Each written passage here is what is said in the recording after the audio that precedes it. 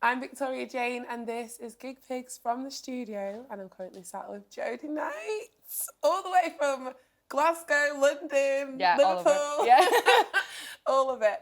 I wanted to just go straight back to the start, actually, with you, because you started out making music at a young age, always singing. Talk to me about busking and how that kind of shaped you early on. Busking was amazing. I started busking from when I was about 13. Oh, wow, that's young. Yeah, it was very young. Now looking back, I'm like, that's crazy. Yeah, crazy. I learned guitar. I learned probably to play about 10 songs, and I was like, cool, I'm gonna go and sing in the streets of Glasgow, which is a bit of a scary place sometimes. Did you teach yourself as well guitar? So my big brother played guitar. Oh, amazing. I actually played saxophone at the time. Wow. So I started off playing saxophone when I was really young. And then I figured out I liked singing. So obviously I was like, this isn't going to work. Yeah. So I got my brother to teach me some guitar. And then I got some lessons from this guy who used to come to the house and give my brother guitar lessons. So I was like, can I have an hour after? Yeah. And yeah, just like as soon as I could play and sing at the same time, I just loved it. And then I just wanted to get out and sing in the street. And then when you're 13 years old and you can go out and then make a bit of cash, it's it's like amazing. It just felt like the coolest thing ever. So I loved it. I used to do it every weekend. Gosh. And what is the craziest place you've busked in? So I actually did a nannying job in Paris. Oh, wow. When I was when I was about 15, which I was far too young to be doing. Crazy. I know, it was a really crazy, it didn't last very long. I didn't really enjoy it. But the day before I left, the family that I was living with, they took me out in Paris to kind of show me the city. And I can't remember the name of the like where it was, but there was these amazing steps that overlooked the whole of Paris, and there was a man busking there. And the mother of the family I was babysitting was like, oh, you should go and ask. And at the time I really hadn't enjoyed my time there. I was far too out of my depth. I was like, this is gonna make me really, really happy. So like, I'm just gonna go and do it. So I just went up to him and he was like, of course. And so there was this massive group of people sat on the steps. So that was a pretty amazing moment because it really brought me a lot of happiness, and it was an incredible view. So somewhere in Paris, like on a whole viewing city, that was a pretty cool one. You have to go back and do that again. Like, that'll just be an iconic moment for you. Yeah, well, full circle. Full circle moment. Yeah. Oh, well, fast forward that, you've obviously done so much since. I feel like you've definitely been through a lot. You was on telly, which obviously kind of shapes you, and you learn so much doing that experience. I mean, since you've done that, how have things progressed for you? So when I went on The Voice in I think it was 2017. A while ago now, yeah. It was a long time ago, yeah. It kind of like it didn't work out, obviously. I got to the blind auditions, nothing came of it, but it actually ended up being a really pivotal moment for me, because up until that point, so it was just as I'd finished school and I was taking a gap year, and I was going to study Spanish and French at Newcastle Uni, because it's what I studied at school. I love music, but I was like, I can't do it because I've not studied it at school. So I took the gap year, did The Voice, didn't get through. And then literally the day after my audition, I didn't get through. I was like, what am I doing? This is my passion. This makes me so happy. This is what I want to do. So I cancelled my place, and then I found LIPA in Liverpool, which is then where I ended up studying. And it kind of just took me on a completely different path. So I see The Voice as a really positive thing, because it's like, maybe if I hadn't gone on that and realised quite how much like I loved being on the stage, would it have made me, apply to LIPA then? Yeah. It's interesting because I think everything has a reason. There's a reason for everything. And you were so young at that time as well. Yeah. Like being in Liverpool, because it's a very creative city. There's so much life and talent in the city. How did that kind of help you and your musical journey? Liverpool it's an amazing city. And also to be surrounded by amazing musicians and just creatives was very inspiring. It was great, like first 1.5 years, but then unfortunately COVID happened halfway through. So that I always wonder what it would have been like had I had the full 3 years of actually being in uni, because a year and a half of it I didn't go into the building. But being in Liverpool, being in such a creative city was, you know, it was amazing. I went basking all the time. There was some cool venues that I played at. And yeah, just kind of growing up a bit and finding more of a sound, and like just, yeah, it was a great time. And I can't believe it was like 3 years ago now that I left. It's crazy. All time goes by very quickly. So that's so crazy. And then now you're in London. How was that transition? Because I think when artists move to London, it can be very overwhelming sometimes. Yeah, I think it's funny because it's like everyone's end goal is like move to London, and it definitely was mine. But I was always just like, oh, I can't afford it. It's, you know, it's really like it seems so far fetched. But I think like it just got to the point where I was like, I can constantly be like, oh, I can't afford it. It's not going to be the right time, or I can just do it and dive in. And I was really lucky that I have a lot of friends down there. My family, like my sister lives down there, so I moved in with her.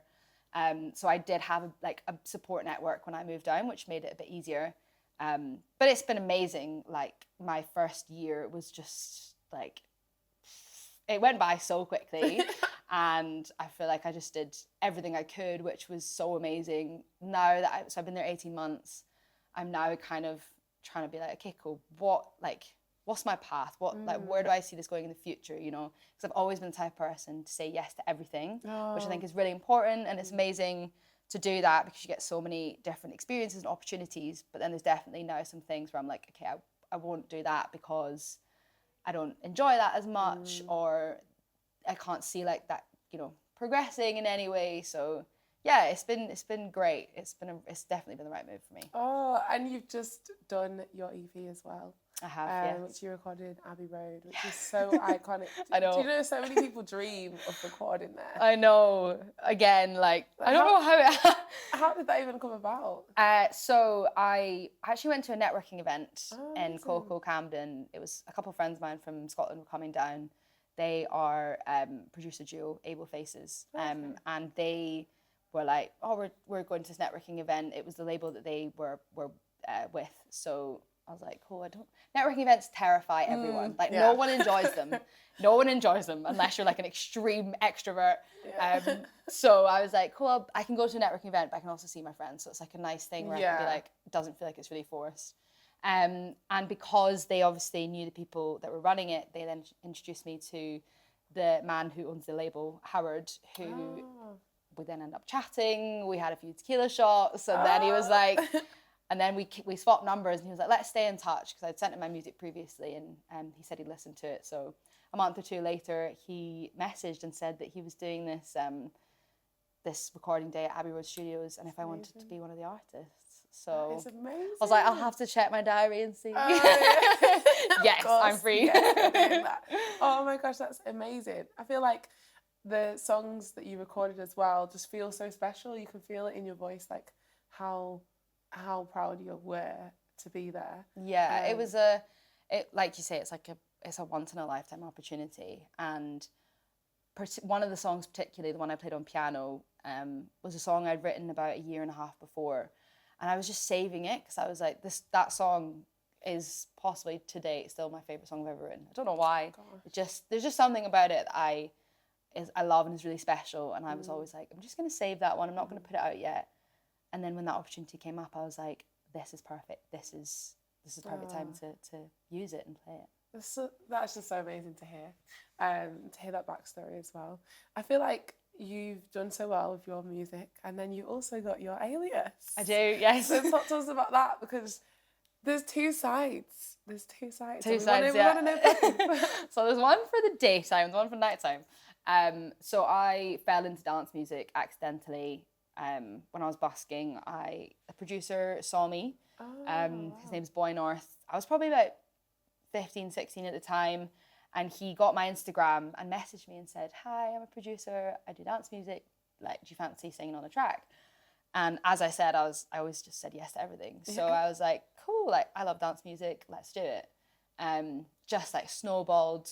The more I did that, the more people contacted me. And then it kind of, you know, yeah, it just got bigger and bigger. And then about a year ago, I was like, there's getting too much music on the one profile. That's like, there was a ballad, there was like a real pop song, there was like techno, there was deep house, there was I was on a rap song. Oh wow. I was like, the algorithm did not like it. So and unfortunately everything nowadays is about algorithms and getting your music to the right people. Yeah. So I had to be like, how can I carry on doing both of these things, which I love, but kind of, give them each the time of day. So I made the alias, which is called All Night. Play on my last name, which I always have to explain, but yeah. So yeah, and then it's been really good because it's helped me to kind of like separate the two, and like some days I'm like, okay, cool, I'm working on this profile, I'm working on this profile, and kind of dividing my time accordingly. But it seems to like be taking off quicker than my Jodie Knight profile, which was not the plan. You can never predict. You can never predict, exactly. So I'm really trying to learn to just like roll with it. Whatever is working, I'm going to go with. It's been strange kind of when your plans don't work out the way you think. Not in a bad way, but yeah. Dance music is taking over right now though as well. So that could be why. Yeah, exactly. They're both still growing. That's the main there's space thing. for both of them. Yeah. But yeah, there's a lot of singer-songwriters writing sad songs, so it's hard to be like, so it's hard to stand out, I think, which is, like, there's so many amazing musicians, and I meet so many every day, and I'm like, how are you not massive? And it's just timing, and it's just right place, right moment. Like, there's so many incredible people out there. It's just...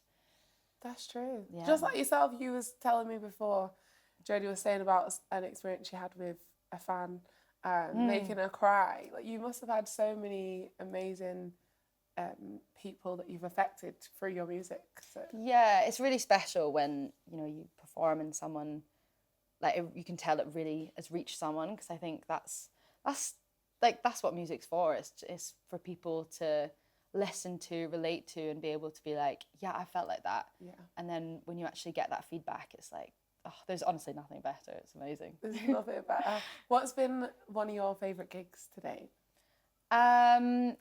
Favourite gig would have to be when I played at Murrayfield. Oh, that is insane. Yeah.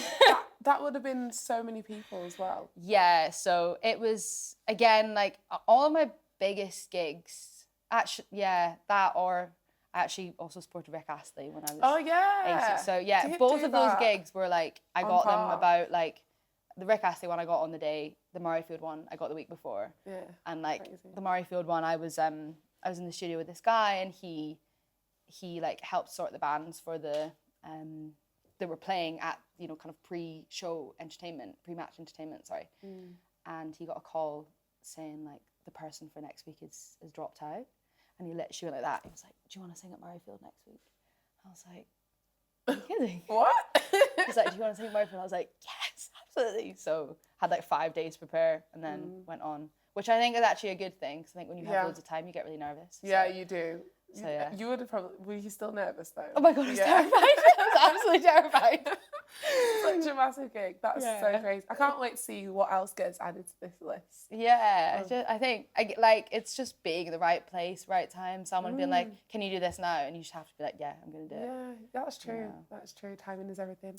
Well, what is next for you then? Obviously, the EP. Yes, the EP is just out. I think I've had a bit of a, it's been a crazy year so far with releases. I can't stop releasing music, it's ridiculous. And there's so much music. So I've actually decided to take a pause on releasing so much, because it's been amazing.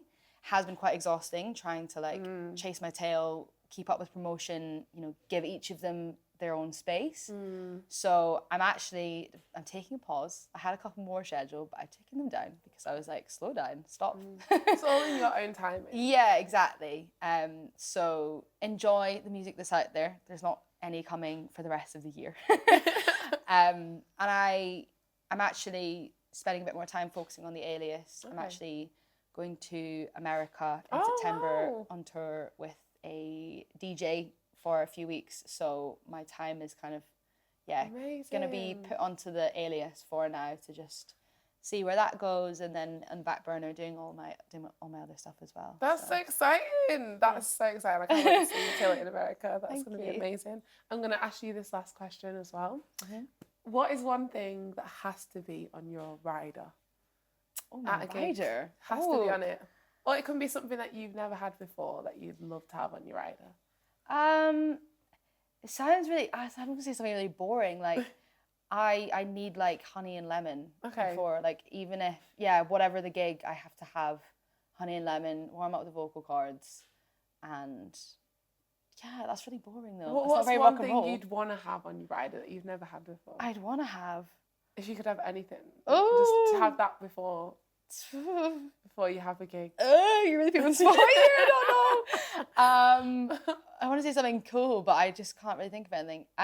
Maybe like, oh my God, my brain's gone to mush. Ask me another question. I don't know. We'll go with the honey and lemon. Yeah, honey and lemon. Sorry. That's really good. Oh, actually, have you got any good vocal warm-up techniques? I actually... Oh God, what are you gonna say? There's a woman online called Cheryl Porter. She's iconic. She's this amazing woman, and she does these incredible warm-ups. And there's one, and it's called like Tyson Fury. I don't know why it's called Tyson Fury, but she has these boxing gloves, and it's like a 10-minute warm-up. And the first time I did it, I was like, this is mental. And then the second time I did it, I was like, this is so much fun. Oh wow. So yeah. Her vocal warm-ups are amazing. You feel like an idiot doing them, but they're so much fun. I'm going to try it. Let's all try it. Yeah. Oh, well, thank you so much for joining us on It's So Far. I'm so excited to hear you perform. Me too. I'm excited to play. Make sure you check out Jodie's From the Studio live session.